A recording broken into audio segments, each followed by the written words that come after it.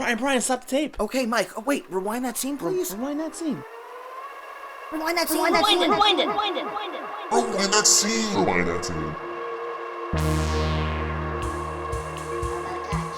I'm Mike Rizzo. And I'm Brian Bonds. And this is the Rewind That Scene podcast where we go way back in time to our favorite 80s and 90s cult classics to dissect and talk about our favorite scenes and new facts and trivia and perspectives from actors, directors, writers, and even crew members. Oh my God, I love it. And if we have to say this because if this is your first time listening to this, you gotta know what we do. Yeah. And we're really excited to tell you about today's episode. I mean, this is a true cult classic that we love. And a real weird one. Yes. Frankenhooker. Yes. Frankenhooker. I mean, the script and story is interesting. It's like a mashup of fucking Weird Science meets Jason meets. I mean, I love the laboratory stuff, and yeah, I mean, it really just such a beautiful time in New York history. I mean, it's definitely historical to New York Times Square. But let's talk about the idea. The idea is that his wife dies, his fiance dies by a lawnmower or like a weird freak accident, right? Yeah. And she doesn't have a perfect body, so he uses her head and finds the perfect body parts to put her together to make the perfect woman, right? It's fucking crazy. You could do it too. Yeah, and the body parts are all hookers from Times Square. Yeah. But I wanted to say, I love Zorro, dude. Zorro with his sick chest. The best pimp in the world. Yeah. You can't fuck with the Zorro. That's what we call the elite New York pimpy. At gmail.com. Mira, what's Please your email? But this movie's definitely up there with memorable, weird, unique. Is it a trauma film? I don't know. I saw somewhere Trauma Team, or maybe it's just part of Trauma. Yeah, it feels like one. Doesn't it feel like a trauma film? It has that early vibe. Yeah, maybe it's not Trauma. Yeah, it was distributed by Shapiro Glickenhaus Entertainment. Yeah, but I know that it did hop around a few places. It definitely got a DVD release. It was just on AMC Shudder. Yeah, so I saw it there, and I was like, man, this is classic. And the full movie is on YouTube somewhere, so you could definitely check it out there. We have the main actor, James Lorinz, right? Today, yep, incredible. So excited. New York from guy, Flushing, Queens, baby. And he went to School of Visual Arts. He went to School of Visual Arts with just like me. And Brian is an unofficial School of Visual Arts alumni because he was there with me for all 4 years, going to all the parties with me, and everyone just thought he went there, but he never did. It's true. Shout out to Mike Sweeney and Donald Udak for letting me come on to the bus for the trips and all the gigs that I played at the Monkey Bar Student Lounge. So Brian got a free film school education without paying the $100,000. Yeah, you can't get me now because I'm too old and it happened in the past. But without further ado, Riz, let's bring on James. Come on, James. What did you think when you first read this script and, the idea for the film? Well, it was pretty bizarre. I can tell you that much. Frank Henenlotter, the director, called me about a year before this project was being made. And he said, my name is Frank Henenlotter. And I'm making a movie, and I want to use you in it, and I'll be in touch. And I never heard from him again. A year went by, And then my agent at the time said, hey, I have an audition for you. They weren't calling it Frankenhooker because that would be a big red flag. So it was called Frankenstein 90 was the working title of it. And I went and I auditioned, and Carolyn Sinclair was the casting director, and I got called back in to meet with Frank, and then he offered me the part. And, he said, any questions? I said, well, yeah. What's with the drill in this guy's head? Oh, yes. What's supposed to be happening? I'm no great method actor. I'm just barely lying to get by. But you have to have some understanding of why am I putting a drill in my head, and what is this doing to the guy, And he just kept saying, don't worry about it. Don't worry about it. It'll be great. Don't worry about it. I didn't worry about it. Wow. That's amazing. How old were you when you got the part and started production? 3. Oh, no. You're talking about Frankenhooker. Oh, I think I was 26, I believe. One thing that we want to talk about, like working with Zorro and like working with like the props and the heads and the decapitated parts, like what can you tell us about like the blocking and like what went into all those scenes? Like how was that all that came to life? That's an interesting question. Nobody really talks about that because especially the stuff in the laboratory, where we had to be very careful because all of that was very carefully wired for these things to go off. And they said it was safe. I hope it was. I don't know. There's all kinds of electric, fucking shocks going on and everything. I didn't know anything about Frank Henenlotter. I have to say, I'm sorry. I was too busy, playing sports and going to school, and I never saw a basket case or brain damage. Mm-hmm. So when I saw the makeup, Gabe Bartolos, the makeup designer, and this is just incredible. And when I saw the props that you were going to have to interact with, it was just great. Like I mentioned before, the drill, and the drill had this like retracting like blade in it. So if I pushed it in, it looked like it was going in, but it was just going back into the great stuff. I mean, little things like that. So cool. Oh my God, I love that. And like, what about like the whole like riding through Old Times Square, like with the hookers and everything? Like, was that all like real kind of street stuff, or is it? Like, there were two different scenes. I guess there was one where I was cruising the streets with hookers, to get the parts for. And then there was one where I'm chasing Frankenhooker, Elizabeth. Oh my God! Yes. In Times Square, and we actually had to steal that shot, which was great because and you can notice like when she's coming out of the. Frank, I'm sorry that I'm giving the secret away. Oh, we're gonna get a letter from him. I'll sue him. No, when she's coming out of the subway, you'll notice like the little globe on top of the thing is red, which means that's a closed subway station. So, but it was like right in the middle of Times Square, right on that island, where they have the Marines. You could sign up for the armed services. It was right there. So it's a real New York film. I was really lucky to like be involved with it. It's so cool. Absolutely. Yeah, the subway scenes are great, and it channels and captures a really great time in the city. And, and you feel it, the grittiness and the craziness. Yeah, and it wasn't so bad. I mean, it was bad, but it wasn't. Today I'll take that Times Square over what's happening now. Well, you can't even get near Times Square now. It's just, right. Which I don't mind. Everybody wants to come to New York, tourists, of course, but like it's so overloaded now, and with the commercialization of I mean, Jesus, not even Howard Johnson's left anywhere nearby.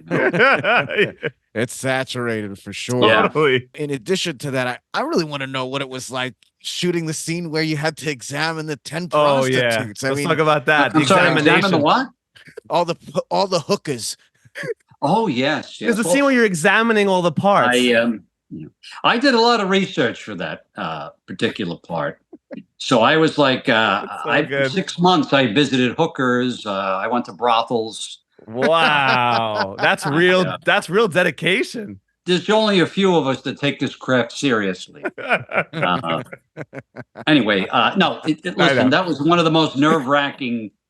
Listen, I'm just some guy from Queens. I don't know. I'm thrown into this thing, and these actresses were used to exposing themselves. Some of them were magazine models. Others were adult film stars, and I've got to try to play it cool. I can't let them, So I just grabbed the nip by the horns.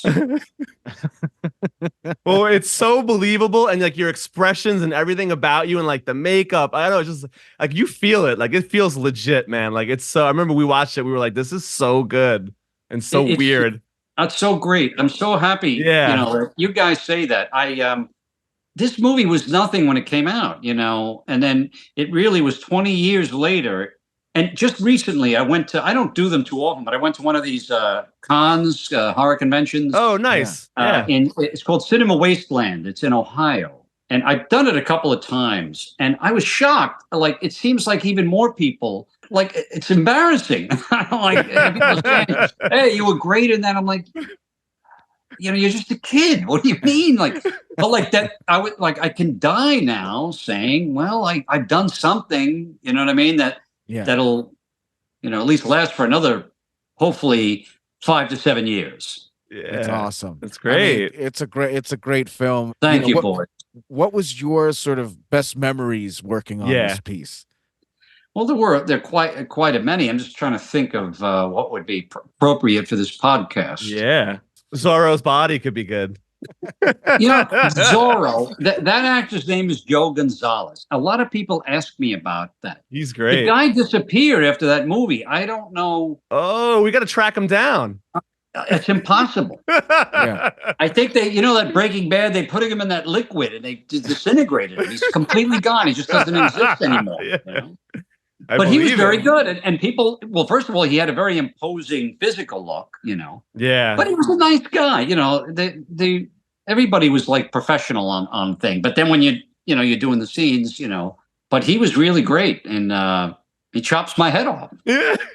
It's just great. That's a great. I tried to get my head, but they wouldn't give it to me. Oh, that would have been great. No, because they all like the makeup people own their stuff, Yeah. I even tried to get one of the tits, when he's going, to try to as a souvenir, Yeah. Speaking of that, dice. what about No the dice. end? What about the ending scene when you were the woman? Like, what was like? Yeah. What kind of contraption were you in? Like, how did that like? Well, come up? that's interesting because it's again, this was a film made with practical special effects. So there's no computerized graphics. There's nothing cheating. We're not wearing green suits and all this. I'm behind a door with a hole cut in it. And I was there for about 6 hours, while and there's two guys behind me operating the hands with like rods. And Yes. they really don't do that anymore. It was like one of the last, that was part of like the end of like the New York, as we know in the 80s. It was also the end of like, because films were starting to move to high definition video and there were more effects being done in the studio or in a computer, as he's a rotten guy though, that Jeffrey Franken, Totally. I mean, he's really, think about what this guy's doing, okay, you figure out I can bring my girlfriend back, but well, you know what? I didn't care for her body. So I'm going to make it. That's pretty, and that's why I think the movie is so resonates with people because these are very simple and recurrent themes that we hear today. Misogyny. Also, Frank dealt with the drug epidemic that was going. Crack. Even though it's a joke, this super crack will do. This was a huge thing. I mean, everybody was on crack, and I was on crack. My mother, my uncle, my father. I mean, it just, it ripped us apart. I love in the movie how everyone just starts blowing up. You know what I mean? So good. Who invents that? That's why it was so pretty interesting. But yes, you see, it's one thing to write something like that. It's another thing to capture it on film. He just did it. I know he's not really making any more movies, or he hasn't really, but that's the secret. That's the trick. And that's why the people that put up the money and the producers and the studios and all this, they don't know how to do that. They think they do, but they can't. So they got to hire somebody. And boy, he pulled that off pretty good. Yeah. What a vision in mind and great collaborative work on this. Movie. It's so good. Yeah, no, I can't believe that. It's funny. And people think that I improvised a lot of things in the movie and that it was just me mumbling around, but it was actually very carefully directed. Okay. By Frank, meaning, in other words, he was encouraging the improvisations. Yeah. But we would discuss it and then figure out which ones we would, what he wanted to use. Luckily, we had the same sense of humor, so it was kind of easy. It was, I'm sure he didn't want me to do it, but he realized he wasn't going to be able to stop me. And so why not use it? And I think it helps the movie in a way because there's these long periods of me on the screen just doing business, and that could be boring, Yeah. And when you're starving for acknowledgement and self-worth, like myself, you start talking out loud. It's just a joke, kids. Take it easy. I know. I got scared for a second there. I love where your brain goes. Oh, please don't be scared. Speaking about getting scared. Oh yeah, let's. Brian has a lot of questions for you on this next one. With transforming this is why I think you're a great actor. I mean, I've even loved you in all the other films you've been in. Absolutely. RoboCop 3, even I won't even go there. But I will say that with the Jerky Boys, we grew up listening to these tapes, and then we knew that a movie was coming out, and your character really ratting them out, as Mr. Weir. Oh my you are God. so New York in this too, which I love, and I know that you get to be in roles that happen to take place sometimes in this city. But how did you get the role in the Jerky Boys, and how is it shooting that? We have a couple of questions, but would love to pick your brain. I think your snippy, prick character is really what drives that, man. I guess that's how I'll go to my grave. But it's funny what you said, that I grew up with the tapes too. Okay, I had a cassette tape, and I remember playing it for my parent. I remember listening to it on Easter Sunday with all the relatives there, laughing our ass, because it was just so funny. And so it's funny how things come around. And it's like anything else. I got an audition. My agent called and said, "Hey, I got a really good role for you at an audition." I goes, "What is it?" He goes, "It's a loser from Queens." Yeah. You're like, sold. So it's funny. I remember I had to go read for that several times, and finally they made a decision, and I was cast in it. And I actually, Kamal Ahmed, he's my best friend. I've been in touch with him all these years, and I've worked with him on some of his other projects. He's actually got something out now. I got to know them both, Johnny and him, and it was a lot of fun. And Alan Arkin. Yes. What is this? He's what are you so doing, young. Alan I love Arkin? him. I love him so much. A year later, he's winning an Oscar. Yeah. It was just so great. a really fun experience working with those guys. Yeah. You had to be on your toes though, because the insults were flying. You had to really be ready. Yeah. I was gonna say, were there any a lot of improv, just good energy kind of flowing that Yeah. Only from the Jerky Boys themselves. I mean, when you're on a movie like that, it's believe it or not, that was a Disney picture. It was Touchstone, but Touchstone was the sort of independent arm of Disney, and they improvised a little bit. And it depends on what the director wants to. Whether it's funny or not, or whether it fits in. But no, we stuck to the script pretty much. At least I did. Yeah, you're great. Yeah, I love how just you channel this really nervous energy, but then at the same time act like a tough guy. Yeah. And then they walk by you, and you're like with the newspaper, and you're all like, scaring, scouting them out, and you're like, run right back that in. Scene, eh? So good, so good, man. Oh boys! And also the beginning scenes, like when they show you as a young boy, it's just like the whole history is so good. Yeah. Well, there's an interesting story about that. If you want to hear something behind the scenes, sure. So they have a picture of me holding I'm the Bat Boy, I think it says, and and I'm the kid getting spanked, and So I was wrapped. Now, when you're finished in a film and they call it a wrap, you're finished. You're done. And 2 weeks later, they called and said, "Listen, we'd like you to come back. We want to shoot another little bit." Oh man! Right? And I said, "Oh wow, great!" But now, the Screen Actors Guild Union, which I'm a member of, there's something like that when you get let go from a movie and then they rehire you. You're supposed to get paid in between those days. So that was 2 weeks, right? So back then, I think the minimum wage was, I think it was like $2,500 a week, for an actor. That's $5,000. Yeah. Wow. And they were like, "Hey, how about doing us a favor?" Producer. So I was like, "What favor?" And he's like, "We're trying to bring this thing under budget." All this stuff. So I said, "All right, what am I going to say? No, I don't want to be in the movie anymore." Yeah. So I said, "I'll tell you what," because Alan Arkin had told me, we had a scene together where I'm like grabbing his coat, "Don't kill me, don't kill me." And they would say, "Cut." And he would lean into me and say, "Hey, listen, do me a favor. Be careful with this sports jacket. It's $500 and it's leaving with me when I go." Like he was taking his clothes, the wardrobe. So I thought, hey, you know what? I want the same thing. And because all of those stupid, ugly suits I was wearing in the thing were tailor-made. Like I had to go to a tailor and they did this. And I said, "I'd like to have them, Great. And he goes, "Okay, we'll give you the suits that you have. And what else?" And I said, I want to have dinner at the best French restaurant in Manhattan. And I said, "Okay."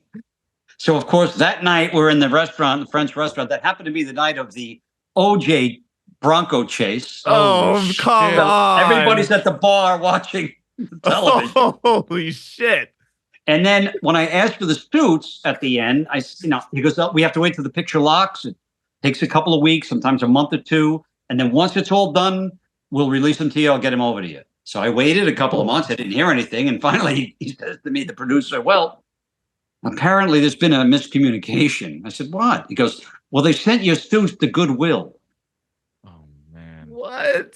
So all those tailored suits went to some. Oh, Oh, man. that's a bummer. Yeah, it's a real bummer. I'm sorry. still not over it. We got to track him down. Yeah. Who has the suits? Oh, man. It didn't That's really crazy. matter. I know. It was the principle of the thing. Totally. But I love that you had those moments with Alan Arkin. That is so special. Oh, are you kidding? I mean, this guy is a star. I grew up with him on The In-Laws. I mean, all these great old movies. Yeah. And he was very kind and very generous. He knew he was not in a big Hollywood movie, but he was okay. He showed up and he was professional, and there's something to be said for that. Like whether you're winning an Oscar or you're working on a movie that's not going to be a wide release, not many people are going to see it. So, that was really a nice experience. And I met a good friend out of it. On every movie or every even job, whatever you have, whatever job it is, you always wind up meeting someone that you kind of stay in touch with. And Kamal turned out to, to this day, we talk, and he's become a filmmaker. You might want to have him on your podcast. He's made like 5 or 6 features. He's also, right now he's done a TV series called Crash the System, which I'm in. Nice. And it's currently screening now on Amazon Prime. It's on Tubi, and I think it's on Apple TV. It's free, so if any of your listeners want to check it out. Great. He did 8 episodes of this. It's a science fiction. That's all I can say. I don't know how to describe it any other way. He just finished season 2. It's going to be coming out in about, I'm going to say, another month. And they're going to start a 3rd season on it. So not only did we become friends, but we got to work together in a different capacity, later on. So it's really nice. That's awesome. Yeah, that's really great. And I think it's really cool. Also speaks to, again, your acting too. And obviously you guys stayed friends, but even with the other roles you've been in, not everything has been a sort of horror comedy or a comedy like the Jerky Boys. It's great. There's so much diversity there, and that you guys also kept in touch. Yeah, that's great. Yeah. I hope you two do the same. Yes, we will. We will. Yeah, I'm going to call you in 20 years and find out. I also have a film coming out called. I have one role in it, one part called Love Bomb, and David Guglielmo is the director. Another SVA. My God, I love that. Yeah, so it's all starting to come around. I don't know when that's coming out. I know it's completed, and but that was just like a little cameo type thing. And nice. Yeah.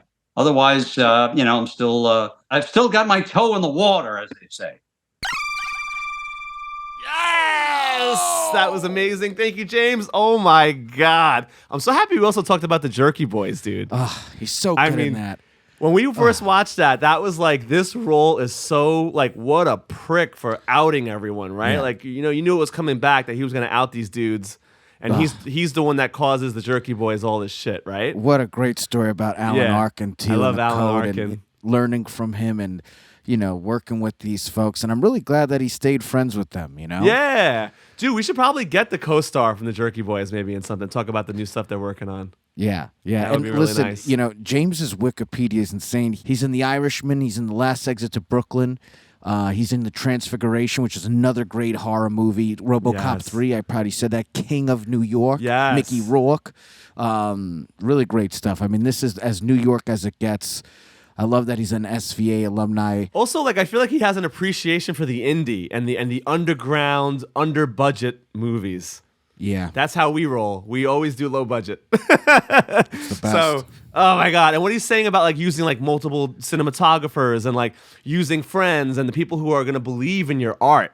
To me, that's what That's what's up, man. Like, come on. We need more friends like that. I mean, we are very lucky that we have friends who would help, but like when you have a vision in a movie, you're going to need a team who believe in you, even if you might not have a studio. Because everyone knows on the indie level, you have to just figure it out.